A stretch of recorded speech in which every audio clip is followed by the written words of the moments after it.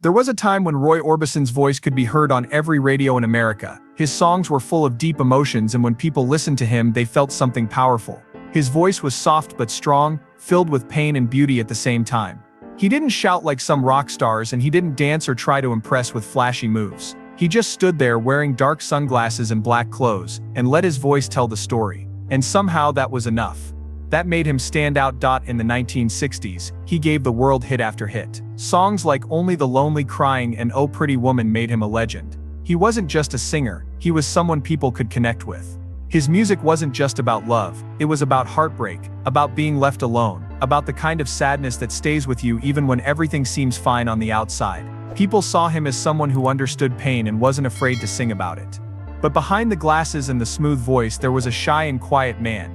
Roy Orbison didn't enjoy being in the spotlight. He wasn't the kind of person who wanted attention all the time. He let his music speak for him. He didn't have the wild lifestyle of other rock stars. He wasn't seen at parties or involved in scandals. That's what made him different, and maybe that's also why some people in the music industry didn't know how to handle him. As the years passed, the music world began to change. New artists came along. Music became more about image, about how someone looked on TV or how many records they sold in the first week. But Orbison stayed the same. He didn't try to follow trends. He didn't change his sound just to stay popular. He believed in his music and stayed true to it. By the time the 1980s arrived, something strange started to happen. Radio stations that used to play his music stopped doing so. New fans didn't hear his songs anymore unless someone older introduced them. People began to wonder why. It wasn't like his music had lost its power. The voice was still there. The emotion was still there. So why was he no longer heard on the radio? It didn't make sense. This was the same man who inspired artists like Elvis Presley, Bruce Springsteen, and even the Beatles. John Lennon once said that when he heard Orbison sing, he couldn't believe that kind of voice was real. So how could radio stations just stop playing him? This mystery created questions. Was it because he didn't change with the times? Was he too old-fashioned for the new music scene? Or was there something deeper going on behind the scenes? Something that fans didn't know about? That's what makes the story of Roy Orbison in the 1980s so curious. He didn't fall from fame because he did something wrong. He didn't cause any scandals. He wasn't caught in any controversy. He just disappeared. But even as his voice was being taken off the radio, people who loved him never forgot. They still played his records at home. They still cried to his songs when no one was watching. Because for them his music wasn't just background noise, it was personal. It was real. It was something that reminded them of their own pain, their own love, their own moments of loneliness. It quote. It's almost as if the world moved on too fast and Orbison refused to chase it. He wasn't interested in becoming something he wasn't. He didn't try to act younger or change his image. He stayed who he was, and maybe that quiet strength, that deep honesty was too rare for the fast-paced music industry of the 1980s. Still, there's something powerful about a voice that doesn't go away. Even when it's not on the radio, it finds its way back into people's hearts. And Roy Orbison's voice did exactly that. People didn't stop loving him. The radio might have moved on, but fans didn't. His silence in that era only made people wonder more. It created a kind of mystery around him. What happened to the man with the dark glasses? Why was his voice taken away from us? And would we ever hear it again? These questions stayed in the air unanswered. And that's what made his story even more haunting. He had given so much to music, and then suddenly he was gone from it. Not because of anything he did. Not because he lost his talent. But because the world for some reason stopped listening. And yet, deep down people knew that legends don't just disappear. They wait. They stay quiet until the world is ready to hear them again. And Roy Orbison, even in silence, was still a legend. In the early 1980s, something strange began to happen. People who used to hear Roy Orbison's songs on the radio every day suddenly noticed something was missing. His voice, once so powerful and unforgettable, was no longer playing through the speakers. It wasn't just one or two stations, it was almost everywhere. A silence began to grow around him. And most people didn't even realize it at first. But slowly fans started asking questions. Where did he go?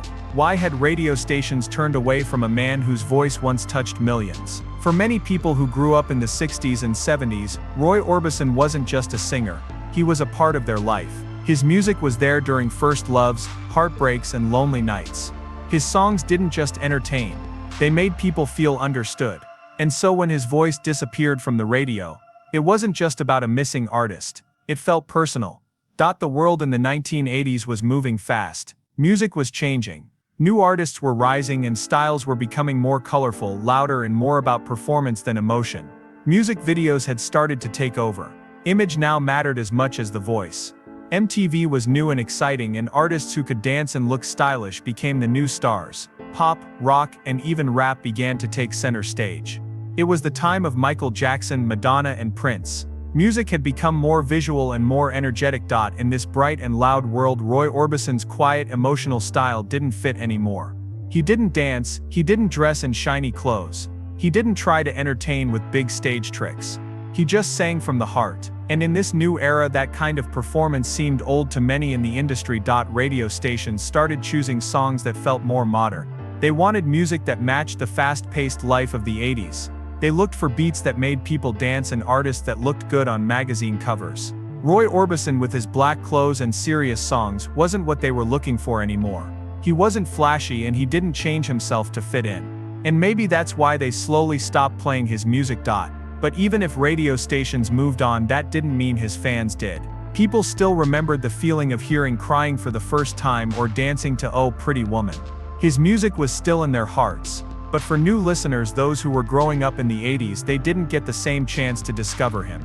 Without radio, how would they know who he was? That's where the real sadness begins. Roy Orbison wasn't forgotten because he lost his voice or made bad songs. He was forgotten because the world became too noisy to hear him. And that silence from the radio made many people wonder if something had happened behind the scenes. Was he pushed out on purpose? Did someone decide he didn't belong anymore? Or did the industry just forget him while chasing something new? No one really said anything clearly. There was no big announcement. No one from the radio stations explained why his songs were removed. It just happened. One day he was there and then he wasn't. And that mystery made it even harder for his fans to accept. Some people believed it was just the natural way of things. Music changes and not every artist stays in the spotlight forever. But with Roy Orbison, it felt different. His talent hadn't faded. His voice was still strong. He hadn't done anything wrong. He was still making music, still recording, still performing when he could. But the spotlight had moved and it didn't come back. It's easy to think that fame and talent go hand in hand, that if someone is truly good, they'll always be remembered. But the truth is, sometimes even the most talented people are ignored. Sometimes the world just looks the other way, even when greatness is right in front of them. That's what happened to Roy Orbison in the 1980. There was always a quiet group of people who didn't forget. They kept playing his old records. They kept telling younger people about him. They waited, hoping the world would remember again. Because deep down they believed that a voice like his couldn't stay hidden forever. That quiet disappearance in the 80s wasn't the end of Roy Orbison's story, but it was a painful chapter. A time when someone who gave so much to music was pushed to the side without a reason. And maybe that's what makes it so mysterious and emotional. It wasn't just about music changing. It was about a gentle soul being left behind in a world that suddenly demanded something louder. People often say legends never die. And in Roy Orbison's case, that turned out to be true. But for a while in the 1980s, it almost felt like the world had let him go. And that silence made people wonder if someone like Roy Orbison could be forgotten so easily. What does that say about the music world? What does it say about us? The silence didn't last forever. But during those quiet years, it felt like something beautiful had been taken away. And no one knew exactly why. Sometimes when something strange happens, people don't notice it right away. They feel that something is off, but they can't put their finger on it. That's exactly what happened with Roy Orbison's sudden silence on the radio. Fans didn't understand why his voice, which once echoed everywhere, had almost disappeared. It wasn't just a normal drop in popularity, it felt like something else, something deeper. People began to wonder what really happened behind the scenes. Roy Orbison had never been a part of scandals. He wasn't the type of celebrity to argue with others or chase attention. He kept to himself. He made music that was full of emotion and meaning. So why would radio stations stop playing someone like him? He had millions of fans, a strong legacy, and a voice that was unlike any other. Yet in the 1980s, it was like someone had turned the volume down on his entire career. At first, people thought maybe it was just a mistake. Maybe it was a passing phase. Maybe the music industry would realize what they were missing and bring him back to the radio. But time passed and nothing changed. In fact, the silence only grew stronger, and with that silence came a strange kind of mystery. Some fans started asking bold questions. Was there a reason no one was talking about him anymore? Could someone have purposely pushed him out of the spotlight? Was it possible that decisions were made behind closed doors, decisions that slowly erased his voice from the airwaves? These were just theories at the time, but the more people thought about it, the more they believed something wasn't right. Roy himself didn't say much about it. He was quiet and humble. He wasn't someone who would complain publicly or fight for attention. He believed that if the music was good, people would find it again. But what if people never got the chance to hear it in the first place? What if his music wasn't being played simply because powerful people had chosen to ignore it? The music industry is big. It's full of labels, producers, managers, and business deals. Not everything that happens is visible to the public. Sometimes artists get caught in the middle of those behind-the-scenes changes. Roy Orbison didn't belong to a new generation. He wasn't seen as marketable by the new rules of the 80s. That may have been one of the reasons radio stations quietly dropped him. But it wasn't just about trends or style. There's a feeling that maybe he didn't fit the kind of control the music business wanted. Roy was independent in his spirit. He wasn't easy to shape or turn into a product. And in an industry that was becoming more about money and image than talent and heart, that kind of artist could easily be left out. There were even rumors that his older recordings weren't being promoted because they didn't bring in big profits anymore. Labels were more focused on young artists who could sell millions fast. Roy's songs were slow, deep, and emotional. They needed time to be felt. But the 1980s didn't have time. Everything was fast, loud, and full of energy. There was no room left for stillness, for quiet pain, for honest voices. That's why the silence around Roy Orbison was so strange. It wasn't just silence, it was a quiet decision made by people in power. And the worst part is fans had no idea it was happening. They were simply told what was popular now, and without asking too many questions they followed. Not because they didn't care, but because they didn't know the truth. The truth is the music industry isn't always fair. Sometimes artists don't fade away. They are pushed away, slowly, silently, without a clear reason, and by the time people realize it, the damage is already done. Roy Orbison was still making music. He still had his voice, but if the world wasn't listening, what could he do? This created a deep sense of loss among the people who loved him. They didn't know what to believe. Had he retired? Was he okay? Why wasn't anyone talking about him? These questions remained unanswered for a long time. And with each passing year the silence around him grew more mysterious. The strange part is when something is taken away from us quietly, it makes us want it more. The lack of Roy Orbison on the radio made people feel like something important was missing from their lives. They missed the feeling his music gave them. They missed the honesty in his voice. And they began to search for him again. Old records were brought out. His name was spoken with respect and sadness. People began to write about him in newspapers and magazines, asking where he had gone. Slowly the silence turned into curiosity. And curiosity turned into a kind of movement. People didn't want to forget him.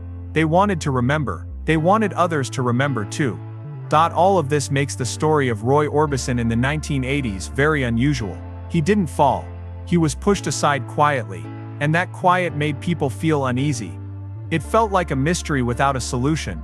It made people wonder if the music industry really cared about art anymore, or if it only cared about money and trends. Still, one thing was clear: Roy Orbison didn't give up. Even when the world turned away, he kept going. He kept singing, writing, and believing in what he loved. And even though the radio forgot him for a while, the people who truly listened never did. By the time the 1980s arrived, Roy Orbison had already been through a lot. His career had seen highs and lows, but it wasn't just his music that shaped his life, it was the personal tragedies that weighed heavily on him. As much as fans admired his voice, few knew the heartbreak he had faced in his private life. His losses were not just the kind that would leave anyone sad for a moment. They were the kind of losses that leave scars, the kind that change everything.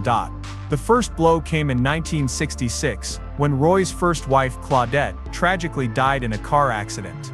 Roy had been married to her for several years, and she was the love of his life. Losing her was unimaginable. It wasn't just a personal loss, it was the kind of event that shakes someone to their core. And yet Roy carried on. He threw himself back into his music, singing with even more emotion, as if the pain had somehow made him connect deeper with the words he sang. But life had more tragedy in store for him. In 1968, while Roy was still grieving the loss of Claudette, another devastating event occurred. His two sons, Roy Jr. and Anthony, died in a house fire. Roy was heartbroken, beyond any words. A parent's worst nightmare came true. His entire world felt shattered. This kind of pain was something most people can't even imagine. To lose both a spouse and children in such tragic ways is beyond anything anyone should have to endure. For Roy, it was a darkness that followed him for years. Even after everything that had happened, Roy still managed to keep his focus on his music. It was the one thing that helped him cope, the one thing that kept him going. His voice, which had always been powerful, now carried even more depth. He didn't just sing from the heart, he sang from a place of real pain and raw emotion. And that's why his music still touched so many people. It wasn't just the lyrics or the melodies, it was the life behind it. Fans could feel his sadness, his grief, and his strength. He wasn't just performing, he was living through every note. However, by the time the 1980s rolled around, the world had changed. The music industry was no longer the same place it had been in the 60s. The focus shifted to the younger, newer artists. The flashy, energetic performances on TV became more important than the raw emotion in a voice. Music videos on MTV were the new way to connect with fans, and singers who didn't fit the image of the time were slowly being left behind. Roy Orbison, who was still making beautiful music, no longer fit into that new world. It wasn't that his voice had changed. It wasn't that he had lost his touch, it was just that the world around him had changed in a way that didn't leave space for him anymore. And through all of this, Roy never stopped singing. His personal pain was something he had learned to live with, but it didn't define him. Instead, it became part of the powerful force that drove his music. But while he stayed strong and continued to create, there were moments when it felt like the world was forgetting him. It wasn't that he wasn't still talented, it wasn't that he couldn't still bring people to tears with his voice. It was that the world had moved on, and with it the attention he once had. Radio stations weren't playing his songs, new artists were taking over, and the demand for something fresh and exciting pushed Roy's classic sound to the side. But deep inside, Roy never stopped believing in his music. He didn't need fame to keep making art. His music was something that came from his heart, and he knew that no matter what happened in the world around him, his songs would always hold meaning. That's why, despite the growing silence in the industry, Roy Orbison's music never disappeared from the hearts of those who had truly known him. And then in the mid-1980s, something unexpected happened. A change in the air. A comeback. It started slowly at first, but it was there. One of the most surprising things about Roy's life and career was that he didn't stay down for long. Even after all the heartbreaks and the struggles, something inside of him kept pushing forward. He never lost his love for music, and he never lost his ability to connect with people through his voice. In 1988, Roy Orbison made a comeback, but this time, it wasn't just about him, it was about something bigger. It was about other artists recognizing his greatness and helping him get back into the spotlight. He joined forces with Jeff Lynne, George Harrison, and Tom Petty to form the supergroup known as the Traveling Wilburys. For a man who had lived through so much, this was a new chapter. It wasn't just about getting back on stage. It was about finding new energy, new collaborators, and reminding the world of the magic he had to offer. His work with the Traveling Wilburys was a surprise to many.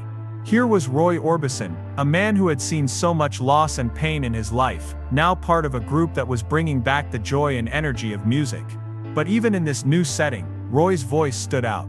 He was still the same Roy Orbison, the man whose voice could bring tears to your eyes with just a few notes. He wasn't the same as he had been before the 1980s. He had grown, and his life experiences had shaped his music in a way that made it even more powerful. His collaboration with the Wilburys didn't just revive his career, it made people remember what they had lost in the first place.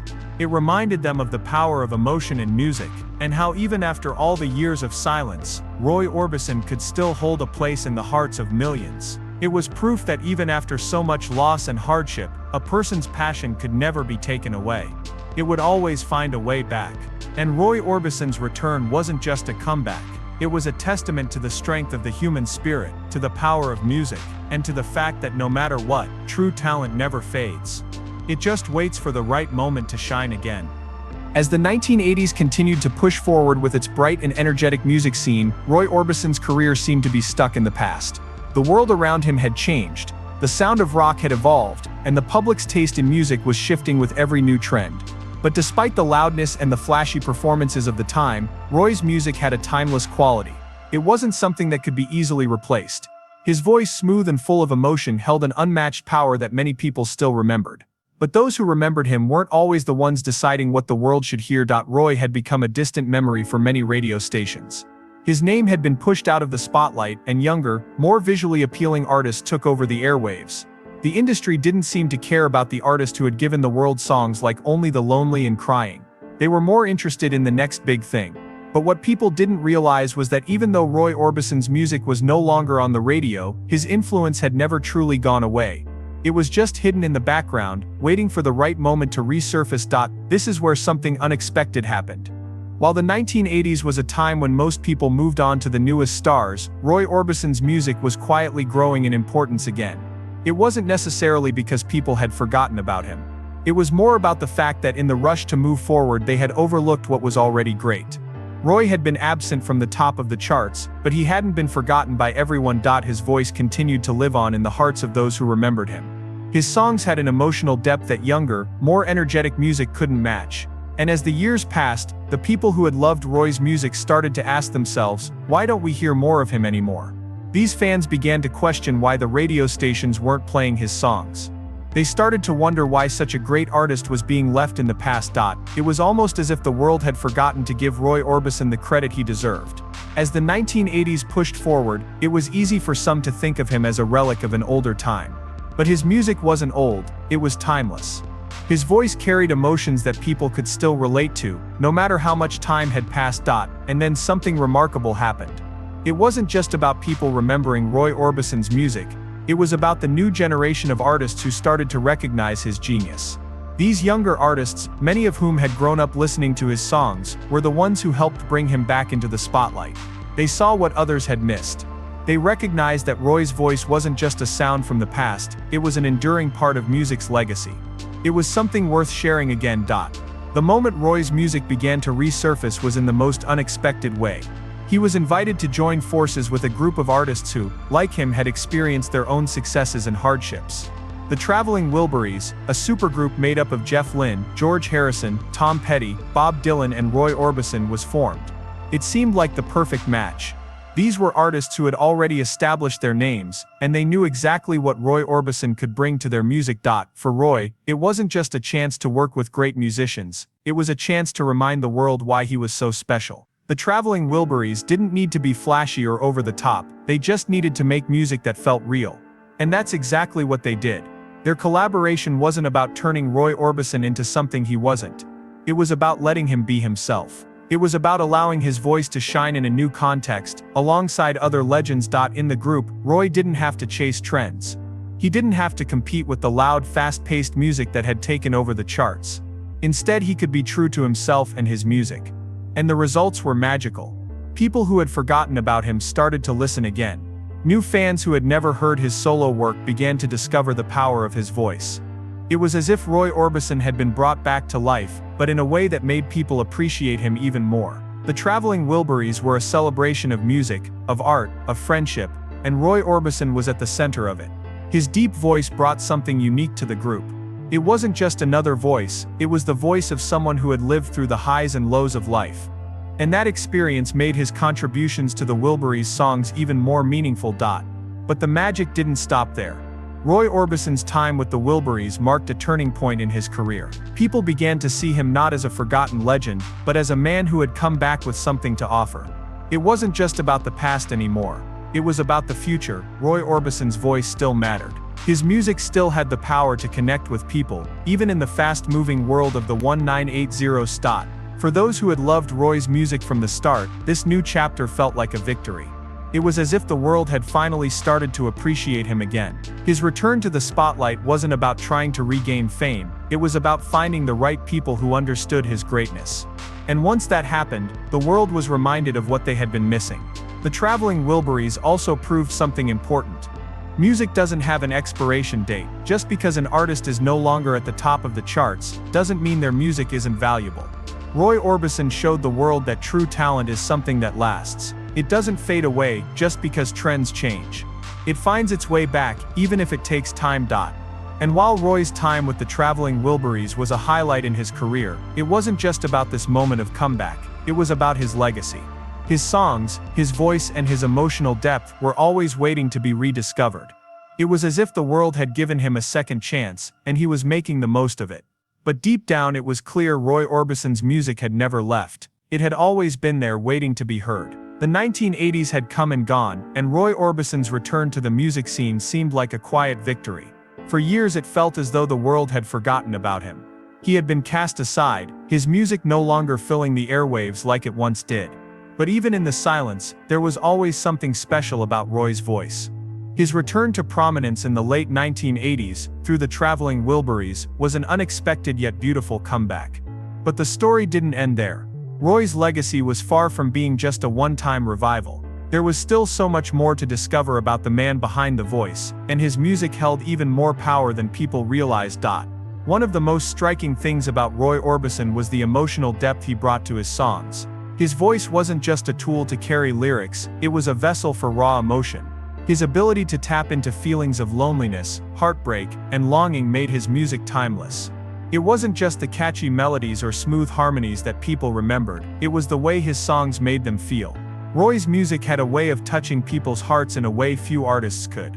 His voice had the power to pull you in, to make you feel as though he was singing directly to you, no matter how many years had passed since the song was first recorded. But here's the thing, Roy Orbison's emotional depth wasn't just confined to his music. His life was filled with moments of intense personal struggle. The tragic loss of his wife Claudette, and later the devastating death of his two sons Roy Jr. and Anthony, had left a permanent mark on him. These were not just stories of loss, they were experiences that shaped who Roy was as an artist. His pain became part of the music. It was like his grief had fused with the notes he sang, and it was that rawness that made his songs so powerful. Fans didn't just listen to Roy Orbison, they felt him. They understood that when he sang about loneliness or heartache, it wasn't just a theme, it was his reality.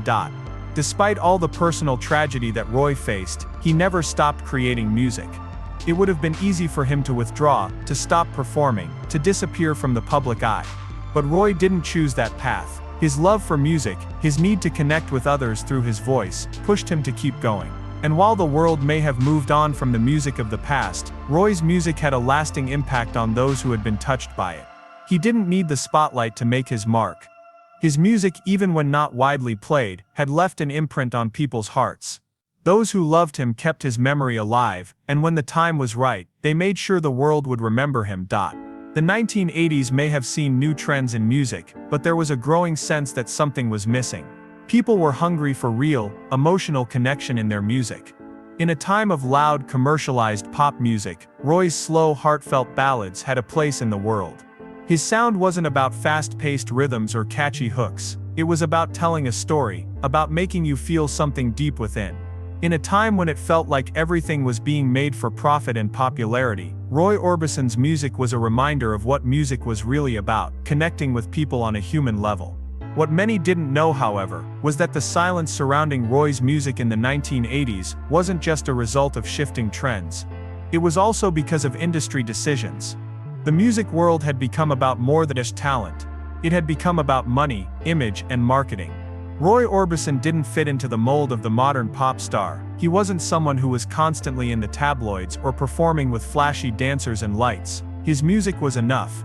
But in a time when everything seemed to be about the visual and the new, the depth of his music didn't get the attention it deserved. And yet in some ways, that made his music even more special. It was never about the hype, it was always about the substance. The truth is, Roy Orbison didn't need the radio to tell his story. He didn't need the charts to confirm his greatness. His talent spoke for itself, and his influence continued to grow even when he wasn't in the spotlight. Artists who had grown up listening to his music knew what he was capable of. They understood that Roy's sound wasn't just a part of the past, it was an integral part of the fabric of music history. And that's why, even after years of silence, he found his way back. His time with the Traveling Wilburys was just the beginning of a new chapter. The group helped bring his music to a new generation of fans, but Roy's legacy was not just about that brief period. It was about the lasting impact his music had on those who truly understood it. It was about the fact that his songs were not just written, they were felt. Roy Orbison's music transcended time. It didn't belong to one era, it belonged to anyone who could listen, anyone who had ever felt heartache or longing, or even joy. It was universal, and that's what made it so powerful.